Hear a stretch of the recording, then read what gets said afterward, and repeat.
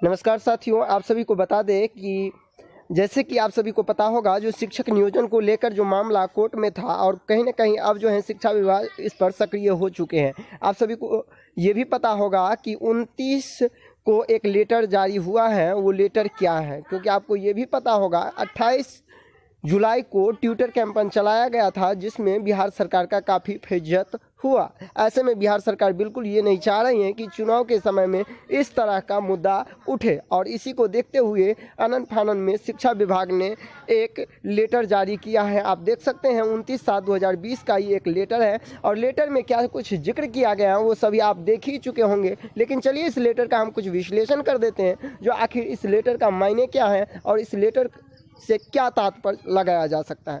सबसे पहले आप यहाँ देख ले कि आर.के. महाजन जो मुख्य सचिव हैं, उनके द्वारा ये लेटर जारी किया गया है। आप सभी को पता होगा कि जितने भी हमारे जो विधि विभाग के होते हैं वो कहीं ना कहीं सचिव के हाथों में होता है, इसीलिए सचिव ने जो हमारे अपर मुख्य सचिव हैं उनके द्वारा ये लेटर जारी किया गया है। आपको ये बता दें कि लेटर का में जो है किसके नाम से है, तो विद्वान महाधिवक्ता, जो कि आप सभी को पता होगा एडवोकेट ऑफ जनरल जो होते हैं, जो कहीं कहीं सरकार के एक बहुत बड़ा ही ये न्यायवादी माने जाते हैं। जिस तरह से आप सुप्रीम कोर्ट में देखे होंगे कि महान्यायवादी होता है, ठीक उसी प्रकार हाई कोर्ट में जो महाधिवक्ता होते हैं। तो चलिए अब देखते हैं उसके संबंध में क्या कुछ कहा है। इन्होंने ये स्पष्ट विषय जो रखा है वो आप देख सकते हैं CWJC 6767 और CWJC 6670, यानी ये आप पिछले ही दिनों में देखे होंगे। इस दोनों केस से कहीं ना कहीं शिक्षक नियोजन की प्रक्रिया प्रभावित हुआ था। तो ऐसे में माननीय उच्च न्यायालय पटना के समकक्ष राज्य सरकार का पक्ष रखने को कहा गया है।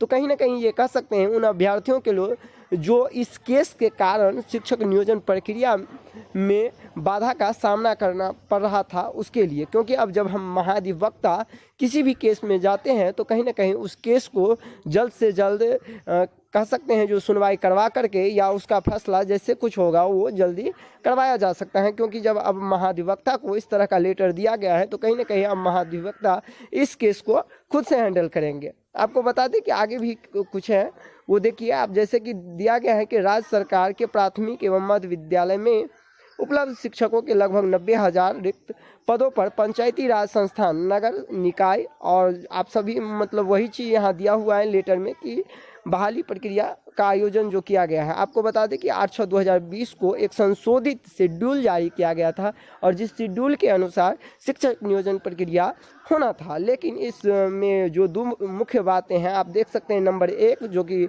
सितंबर सीटेट से रिलेटेड है, वही हम दूसरा जो बात कर ले वो प्राथमिक शिक्षक नियोजन में जो सर्वप्रथम DLED की वरीयता दी गई थी उससे संबंधित केसों पर चर्चा की गई है। अब चलिए हम बात देखते हैं आगे जो और क्या कुछ इसके संबंध में। नंबर 4 में आप यहाँ देख सकते हैं स्पष्ट तौर पर कि माननीय न्यायालय द्वारा CWJC जो दोनों आप देख सकते हैं यहाँ 6670 जो कि हरिराम एवं अन्य बनाम राज्य सरकार में 3/7/2020 को आदेश पारित करते हुए उक्त निर्णय आदेश जो आप देख सकते हैं 17/12/2019 के क्रियान्वयन पर रोक लगाते हुए उक्त वाद में सुनवाई की अगली तिथि जो कि आप सभी को पता है जो 7/9/2020 को निर्धारित है। लेकिन ऐसा कहा जाता है शिक्षा विभाग द्वारा माननीय जो अपर मुख्य सचिव हैं R.के. महाजन जी के द्वारा कि माननीय न्यायालय द्वारा जो पारित आदेश है उसके पृष्ठभूमि में प्राथमिक एवं मध्य विद्यालयों में शिक्षक की नियोजन की कार्रवाई को पूर्ण करने में कठिनाई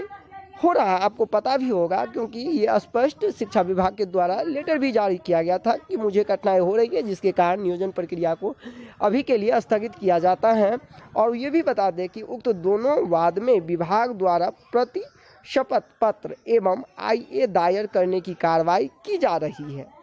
अतः नियोजन प्रक्रिया को पूर्ण करने हेतु भवदीय से अनुरोध है कि उक्त दोनों वाद में माननीय उच्च न्यायालय से शीघ्र सुनवाई हेतु अनुरोध करने एवं पक्ष रखने की कृपा करना चाहेंगे। तो इसमें आप क्या समझे वो चलिए हम आपको बता देते हैं। आखिर ये कहा जा रहा है माननीय जो हमारे अपर मुख्य सचिव R.के. महाजन जी हैं उनके द्वारा, और वो भी मुख्य जो महाधिवक्ता हैं उन्हें, कि इस संबंध में जो पक्ष रखने की कृपा की जा रही है और आप इस मामलों को जल्द से जल्द जो है पटना हाई कोर्ट में जो आप एक तिथि अर्थात सुनवाई का तिथि जल्द ली जाए, और जिस सुनवाई के तहत कम से कम कोर्ट को यह बताया जाए कि यह मामला बहुत ही संवेदनशील है, गंभीर है, क्योंकि लाखों बच्चों के भविष्य के सवाल हैं। इसलिए इस का जो सुनवाई जल्द से जल्द किया जाए और इस मामला को जल्द ही निस्तारित करके शिक्षक नियोजन प्रक्रिया प्रारंभ की जाए। अब देखना ये है कि क्या कुछ आगे की कदम होती हैं। जैसे ही कुछ लेटेस्ट अपडेट होगा तो आपको हम अपने चैनल के माध्यम से ज़रूर बताऊंगा।